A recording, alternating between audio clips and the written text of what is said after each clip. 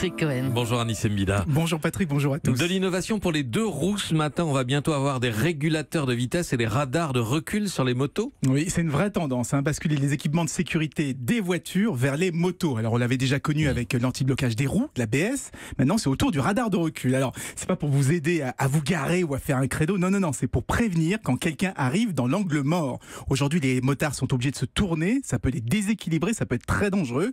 Alors qu'avec un radar de recul, il y aura une petite alerte, on entendra bip bip bip bip bip bip si on est en train de se faire dépasser ou si une voiture s'approche d'un peu trop près. Alors ça, c'est pour le radar qui est à l'arrière, mais on pourra aussi mettre un radar à l'avant de la moto et il servira au régulateur de vitesse adaptatif, c'est-à-dire qu'il pourra régler la vitesse de la moto en fonction du véhicule qui est devant lui. Il y aura aussi un freinage d'urgence comme dans certaines voitures. Alors non, vous imaginez, ça pourrait surprendre le pilote, le faire décoller, ce qui serait encore plus dangereux.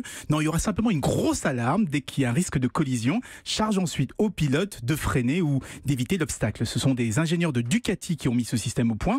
Il sera commercialisé d'ici 2020 sur leurs motos les plus haut de gamme, mais comme l'ABS, on imagine que petit à petit ça finira par se diffuser sur l'ensemble des modèles, même milieu de gamme. Qu'est-ce qu'il reste comme technologie à récupérer des voitures, l'airbag? Alors l'airbag moto existe déjà, sauf qu'aujourd'hui il est intégré dans un gilet ou dans un blouson, donc il est totalement indépendant de la moto. Il utilise que ses propres capteurs pour se déclencher, ce qui est vraiment pas toujours fiable.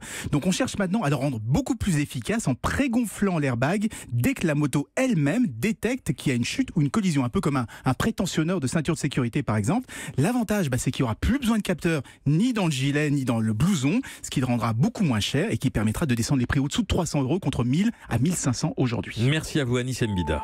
Europe 1.